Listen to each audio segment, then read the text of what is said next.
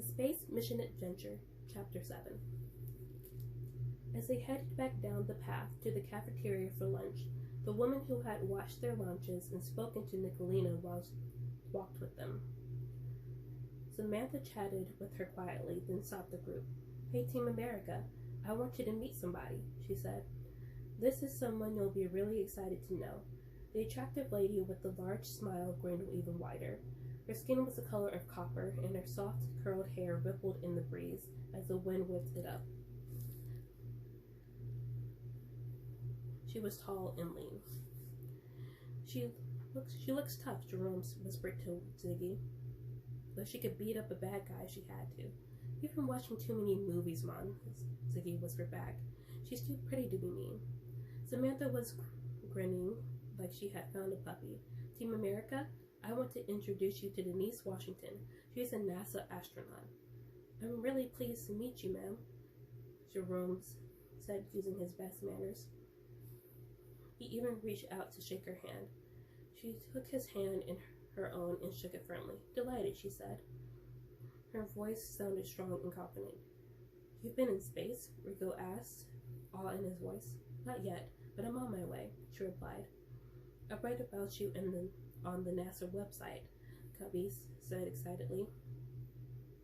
"You've been assigned to go on one of the next shuttle flights." "That's right, son.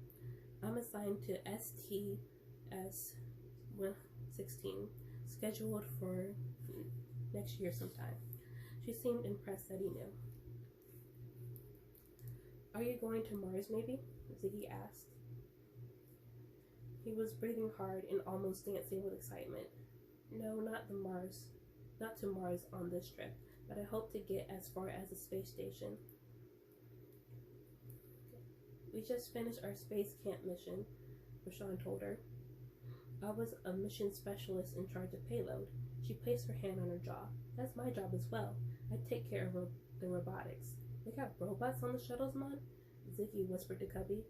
"Not like the robots on space movies that you're thinking about, Ziggy," Cubby whispered back. "The astronauts use robotic equipment to reach things and go places that humans can't safely go." Ziggy nodded in understanding. "Can you tell them a little about your training, Miss Washington?" Samantha asked. "Well, I've been in training to be an astronaut since 1999, but I worked for NASA for almost 10 years before that. I guess I've done about every job there is. I've been a Capcom." "That was me," Rico interrupted. "Communications was my job in our mission." She smiled at him. "Great. I've also run tests on payloads, worked on simulations to make sure the real deal will work in space, and done vehicle testing and troubleshooting." "Have you ever seen a shuttle be launched?" Neil asked. "I have actively taken part in over 50 launches," she replied quietly. "Wow." The voices of all the kids were filled with awe. "What's it like?" Nicolina asked, "when the shuttle blasts off?" "It's the most exciting thing I've ever seen. The sky has to be clear blue, like today. The orbiter sits on the launch pad, his nose pointed to the sky. The two white solid rocket boosters sitting next to it, both of which are connected to the huge orange external fuel tank, waiting to take it to the heavens. Just like the one in Rocket Park, the one that you thought aliens were hiding in, Ziggy," Jerome said, teasing him. "Yes," Miss Washington continued. Just like that one. "And I'm sure there are no aliens hiding there," she chuckled. In the control center, just like on the mission you guys simulated, the countdown begins. T-minus 30 minutes, then 20, then 10. Ziggy wriggled with anticipation. If everything is a go, the launch sequence continues to T-minus 1 minute. There's a buzz of activity and everyone is tense, but we all know our jobs, so it's like controlled excitement. Each person has a specific and extremely important job, and critical decisions are made every single second." "Like the flight director," Amy said. "That was what I did. It was a lot of responsibility, and our mission wasn't even real." "You're right," Miss Washington replied. "The pressure is enormous." Finally, the launch sequence counts down to the final seconds. 10, 9, 8, 7, 6, 5, 4, 3, 2, 1. She paused. Don't stop, they all cried out. Miss Washington smiled. Even at this point, the launch could be aborted, but if everything is a go, you hear the words, "We have liftoff," and the shuttle rises from the ground. It's the most amazing sight in the world. What does it look like? Alan asked. Thick, heavy plumes of white smoke as the fuel is burned. A sound louder than the voices of a million football fans screaming at the same time, and the vehicle soaring into the sky, getting smaller every second. Nothing, and I mean nothing, is more awesome. She took a deep breath and looked at the sky, as if she was remembering. What do you think it's like when you're inside the shuttle and it lifts off? Rico asked. You know, I really can't wait to find out. We do years of practice at the Johnson Space Center in Texas. We have simulators that look and act and feel exactly like the real thing. They're a little like what you did today, except on ours, all the buttons and dials work and connect to real data equipment. Any mistake we make could be disastrous, so we practice over and over again until we get it right. Can I be an astronaut one day? Ziggy asked. Of course. What do you have to do to qualify? Jessica asked. First, you need a college degree in math or science or engineering. The more education, the better, she began. Do you have to be in the Army or Navy? Neil wanted to know. Not necessarily. Many of the astronauts are, but I'm not. Do you think it would help that I've been to space camp? Cubby asked. Miss Washington laughed. I'm sure it couldn't hurt. What about the physical? I guess you gotta be healthy, Rico said. Absolutely. The physical and mental tests are pretty tough. I know that women can be assigned to flights, but are you the only African American astronaut? Rashawn asked shyly. I'm glad you asked that question, Miss Washington answered. Let me tell you a little bit about minorities in our program.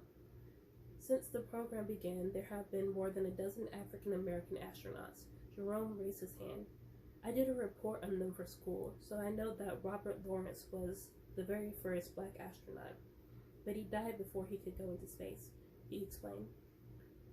Gillian Bluford was the first African American to fly in space, and Ronald McNair died during the Challenger accident in 1986. Miss Washington looked pleased. It's excellent, she said. Do you know who was the first African American woman in space? You? Ziggy asked hopefully. No, man, Rico said. She already told us she hasn't been up in space yet. It was Mae Jemison, wasn't it, Miss Washington? Yes. I'm truly impressed by all your knowledge, she said, pleasure in her voice. We also had 6 Hispanic astronauts. I knew that, Cubby said excitedly. You guys don't need me at all, Miss Washington told the group. I'd hire you to go in space tomorrow. You just need to be a little taller, she laughed. Are there any other women astronauts? Nicolina asked. Miss Washington nodded. There's a Hispanic woman named Ellen Ochoa in the program, she told the group. She's been on 4 space flights. There are some Hispanic men in the program as well. Franklin Chang Diaz has been on 8 shuttle missions, and Michael Lopez Alegria has walked in space. Are you excited about going to space, Miss Washington? Jessica asked. Absolutely. This is what I've prepared for all my life, she replied with feeling. Do you believe in life on other planets, Miss Washington? Ziggy asked politely. I believe in possibilities, she told him, as she touched him on the shoulder. That's why I'm in this program. The group walked back slowly to Rocket Park, each one thinking of hope and dreams. Chapter 8. She was really cool, Mom, Ziggy said to Jerome as he skipped down the path. I can't believe we met a real live astronaut, Rashawn said with excitement. Do you think if I show her this thing I found that she could tell us what it is, Mom? Ziggy looked at the strange object took the strange object out of his pocket. It seemed to catch the sunlight, and it almost seemed to glow in his hand. Don't bother her with that silly stuff like that, Ziggy, Rico replied. She's much too important to deal with your imaginary space stuff. I guess you're right, Mom, Ziggy sighed and put it back in his pocket. As they got closer to Rocket Park, Samantha turned to the group and asked, "Are you guys ready for the space shot G-force accelerator?" "Oh, ready, Mom," Ziggy said eagerly as they hurried over to the area where the outside simulators stood waiting. Miss Washington walked with them. "I think I'll stick around and watch. You're the best team at space camp." "You got that right, ma'am," Rico said proudly. Our first simulation is the space shot," Samantha said. "Since we've been talking with astronaut Washington about really going to space, this is the perfect time to experience it." "Why don't you ride with us?" Jerome suggested to Miss Washington. "Since you haven't really been in space, maybe you can use this for practice." "Oh, I've had plenty of practice in simulators that make this one look like a pogo stick, but sure, I'll experience it with you." They walked over to the space shot, which had padded seats surrounding a very tall pole. Each team member, and Miss Washington as well, climbed into the seat and got strapped in and prepared to be shot 140 feet straight up in the air in an instant. You'll feel 4 G's of force as you go up. You'll be weightless for about 2 seconds, and then you'll rush back to the ground in what feels like a free fall, she explained to Ziggy, who was strapped to the seat next to her. "Are you ready?" Ziggy nodded, but he looked worried. Suddenly, whoosh! The seats were launched into the air, and Ziggy didn't have time to scream. His hair went straight up, and his body rushed straight down. By the time they landed, he had found his voice. "Zowie! I have found my destiny. Let's do it again." Samantha watched from the ground and holding everyone's glasses and flip-flops, let them ride a second time. This time Ziggy managed to scream before the air was forced from his lungs. "Whee! You're really lucky, Miss Washington," he said to her as they were being unstrapped, "to get to do cool stuff like this every day. Not all of it is rides in simulators like this. We have to do math and science calculations and lots of reading as well," she explained as they were unlatched from the seat and headed back to the cafeteria. "Did they teach you about monkey knots in space school?" Neil asked. His red spike hair seemed to stand up even higher after the space shot simulator ride. Alan, whose hair matched his brother's wind-tossed spikes, added, "Ziggy thinks the monkeys were really space creatures in disguise." He laughed a little and tried to make his voice sound like he doubted Ziggy, but he looked directly at the astronaut as he spoke. "I don't think Abel and Baker were Martians, if that's what you're asking," she replied with sincerity. "They were just little monkeys who helped us figure out how to live outside the boundaries of this earth." "So who takes the bananas?" Rico asked. "Ziggy thinks that aliens are to blame." "Hey, Mon, everybody keeps saying what Ziggy thinks, Mon, and making me sound like I'm whacked." He looked around and grinned. "Well, maybe I am, but suppose I'm right. Suppose the bananas really are being eaten by space creatures that live in the giant space shuttle in Rocket Park. What if what we think are just shiny brown squirrels are really spacemen, or just skinny brown squirrels are really spacemen checking us out? Suppose nothing is as it seems, and I'm right." No one answered for a moment. Finally, Miss Washington took a deep breath and spoke. "Let's all sit down for a moment, right here on the grass. Is that okay, Samantha?" Samantha nodded, looking as interested as the kids. Miss Washington began. "You are a dreamer, Ziggy, and that's probably the best thing in the world you can be. All young people should have imaginations like yours. It's always been dreamers who change the world by making new and wonderful discoveries." Cubby raised his hand as if he were in school. You mean like Christopher Columbus and Galileo? Yes, exactly. Columbus didn't think the world was flat, as many people of his time assumed it was. Folks then believed if a ship went too far, it would have fallen off the edge of the earth. That's silly, Jessica said. Everybody knows the world is round. But hundreds of years ago, everybody didn't. Columbus was a dreamer who looked at things differently. And in Galileo's time, people thought the earth, not the sun, was the center of our universe. Miss Washington explained. The Wright brothers believed that airplanes could work, Nicolina added. Good. So what I'm trying to say is that even though the bananas are probably taken away each night by a sanitation crew, and the Pathfinder shuttle is filled with cement, she glanced up at the squirrels scampering in the oak tree near them. And even though that's probably really a squirrel, that doesn't mean Ziggy is wrong to wonder, or to question, or to push the limits of imagination. See, I told you, Ziggy said. Samantha nodded.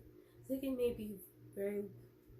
may very well be an explorer or discoverer of things we never dreamed of, she added.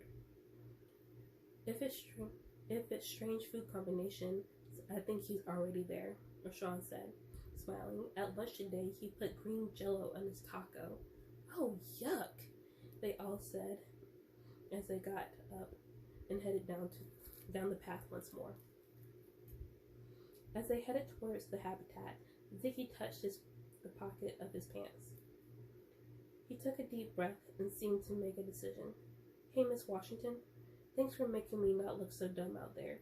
My mind just grabs onto ideas and rides with them, you know? She laughed and looked at him kindly. That's the mind of a future astronaut for sure. May I ask you one more thing? Sure, Ziggy, go ahead. I love the way your group is so observant and asks so many good questions. Ziggy removed the strange shining item from his pocket. I hope you don't think this is dumb. He held it in his fist. Can you look at this for me? My friends think this is just another example of my imagination working overtime, because I was sure it came from space or something.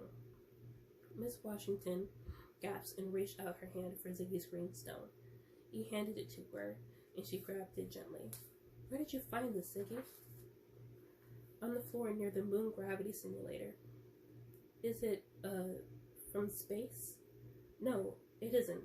She took a deep breath. It came from Chicago. Huh? Ziggy looks confused. How do you know? Because it belongs to me. My grandmother gave it to me when I was a little girl. It's very old and antique. I think her grandmother had given it to her, and it's extremely special to me. You have no idea how important this is to me. Ziggy looked at it again. Really? What is it? It's a brooch. You know, a decorative pin, that, at least part of it. We had a formal NASA event here last night. That's why I'm here in Huntsville. And I wore my grandmother's pin on my dress because it was pretty and unusual, and it matched my outfit. I didn't discover it until I got back to the hotel that the stone had fallen out. I was really upset when I thought I'd lost it. I'm glad I found it for you, Ziggy said, but I really wanted it to be from another planet. He sounded disappointed. Miss Washington looked at him with a twinkle in her eye. Of course, I had no idea of what really happened, but the story in our family is that my great-great-grandmother discovered the stone in the cornfield, and that when she picked it up, it was glowing. Wow, so it's possible that it came from Mars? Ziggy said. Isn't it possible that early Martian explorers came here a long time ago and left it by mistake? I'm going to let you believe that, Ziggy, because dreams are what will get you into space. If you're right, then you'll have something to talk about when Captain Ziggy is the first human to make contact with beings from another world. I know you're just saying that to make a kid not feel stupid, but I'm not going to forget, Mom. When I'm an astronaut, I will be sure to ask them about the stone they left behind. Ziggy replied with a grin. Chapter 9. The next morning, after cleaning up the habitat, packing their dirty clothes, and marching down to breakfast for the last time, the team got ready for the graduation from space camp. It's been quite a ride, Neil said. Alan, who always seemed to speak after his brother, nodded in agreement. It was really cool getting to know you guys, he said to Ziggy, Rashawn, Rico, and Jerome. Hey man, same here. Yeah man, same here, Rashawn added with feeling. What did you say the name of your club was? Cubby asked. The Black Dinosaurs Club, Jerome replied. We have a clubhouse back home and passwords and everything. Cool, Cubby said. You got girls in your club? Jessica asked. Not yet. You want to be the first female member? Rico asked her with a grin. No way, she told him. We might start our own club when we get home. What kind of stuff does your club do? Amy asked. Good deeds and stuff? Rico scratched his head. I don't think we ever came across a good deed we could do. We'd do good deeds if we could find them, Man, Ziggy added. But we don't live in a book. Our neighborhood is probably a lot like yours. Pretty boring. We did once dig for treasure, though, Rashawn reminded his friends.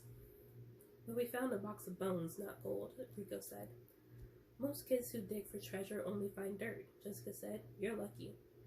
We also got trapped in a tunnel under our school once, and then we got lost in the woods on our camp out, Jerome told the others. But both times we got rescued just in time, and once we got our picture in a newspaper. Awesome, Nicolina said quietly. The Black Dinosaurs is a really cool club, Mom, Ziggy said with pride. Sometimes we solve mysteries, and sometimes we just eat pizza in our clubhouse. Either way, we have fun. This trip to space camp was sort of a Black Dinosaur adventure, too. Rico's dad drove us here, Rashawn explained. Just as he said that, Rico's father, looking rested and relaxed, joined them at the table in the cafeteria. Hey, Dad, Rico cried out with pleasure. Want to meet Team America? Rico introduced Samantha, then Cubby, and Neil, and Alan, as well as the girls. We had a great time, Dad. We tested the simulators, went on a mission, and learned more stuff than I ever wanted to know about space. His father laughed. And we learned how astronauts got to go to the bathroom on, so he shouted loud enough for the whole cafeteria to hear. Everyone seemed to stop talking as they looked over to where they were sitting, so he continued a little quieter. And we got to meet an astronaut. Really? Who? Denise Washington, Rico replied quite excitedly. She's cool. Rico's dad smiled. I'm really impressed. All of you look a couple months older, not a couple days. You really seem to have matured a little.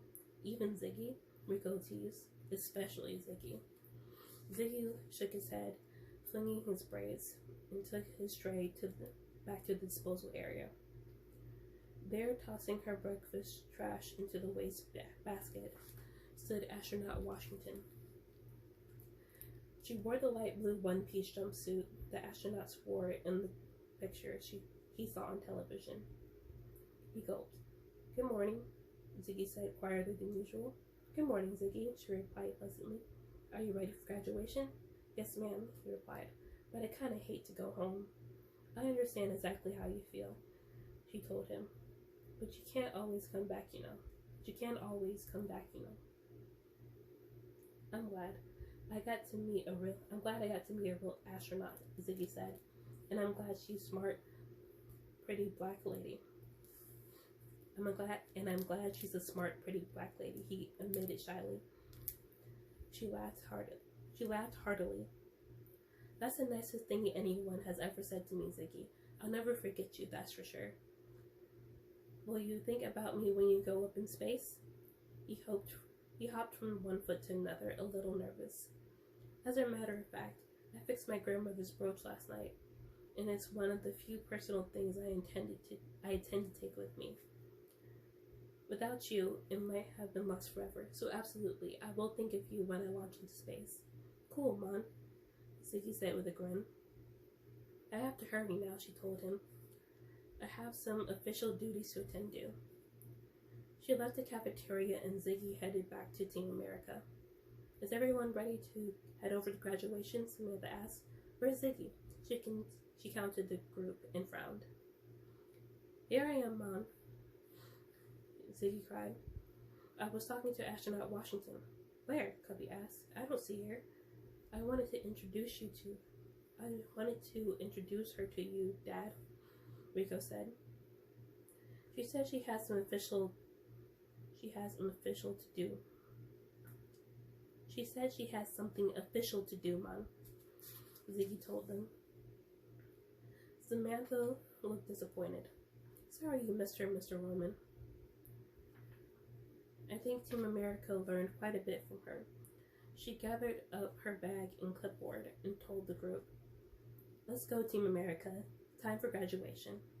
The team marched over to the auditorium and waited in line with the other teams that had been at Space Camp that week.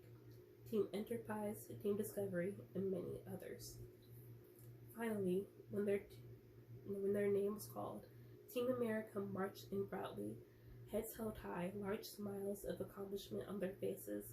Each name was called, and each member of the team received flight wings and a certificate of graduation. Parents snapped pictures from the back of the room. After the welcomes and speeches and lots of applause, the camp director said, I have a special guest to introduce to you. Please welcome astronaut Denise Washington. Everyone in the auditorium cheered and applauded, especially Team America. Rico turned and saw his father, who was sitting in the back with the rest of the parents. I told you, he mouthed. His father nodded and grinned. Miss Washington walked to the speaker's stand and smiled at the group. Space, the final frontier. I sound like the start to an old TV show, don't I? But there is so much out there to explore and discover that it will take 1,000 lifetimes to learn it all. Our knowledge of space is so vast right now, compared to what the cavemen knew, for example. But what we still have to learn makes us feel like specks in a bottomless ocean. I want all of you to be thirsty for knowledge, eager to question, and willing to explore all the possibilities. Now that you are space camp graduates, all of you have that potential. Everyone applauded. She paused and looked at her notes. I had the opportunity to meet one of the teams who just graduated, Team America, she continued. Ziggy and his friends exchanged self-conscious smiles. Although we focus on the team here rather than the individual, there is one young man I would like to thank personally. Ziggy felt a little nervous excitement starting to grow in his stomach. This young man, who embodies a spirit of curiosity, sometimes to the extreme, she smiles and looked to the audience. This young man found a piece of jewelry that I had lost. It had a great personal importance to me, and I want to thank him personally. Ziggy Colin, will you come to the stage, please? Team America exploded in cheers of joy as Ziggy made his way to the front, grinning from ear to ear. As he climbed onto the stage, Miss Washington continued. Of course, Ziggy thought it was an artifact from outer space. Actually, he thought lots of things were the works of space aliens, but that's the spirit we try to encourage here. Everyone laughed a little. Ziggy, she said as he stood next to her. His braids seemed to be in motion as he looked around, shaking a little. I wish to give you this special award. From the podium, she took a medallion that hung on a red, white, and blue striped ribbon and placed it around his neck. Ziggy, suddenly shy, whispered his thanks. Ladies and gentlemen, please recognize Ziggy Colin, future astronaut and space explorer, who now wears the title of Captain of Creativity. Ziggy bowed 3 or 4 times, spun around twice, then bowed again. The audience roared and laughed and clapped. Team America hooted and cheered until Miss Washington said, Okay, Ziggy, you can sit down now. Ziggy, all grins and nervous energy, thanked her once more and bounded from the stage. Don't ever doubt the captain, Mon. he whispered to his friends as he sat back down. They gave him high fives, and everyone had to look at the medallion and exclaim over it. Finally, all the teams were dismissed, and space camp was officially over. Ziggy and the rest of the Black Dinosaurs shook hands with Alan and Neil and Cubby, as well as the 3 girls. They promised to keep in touch by email, but they all knew they probably wouldn't. Everyone gave Samantha a final hug as parents gathered up their kids and headed to cars to return to the real world. "I'll never forget Team America," she told them with feeling. They waved and headed to the parking lot. "So was it worth it?" Rico's father asked as he started up the car. "Couldn't have been better, Mom," Ziggy said, sighing contentedly as he snuggled into his pillow in the corner of the back seat.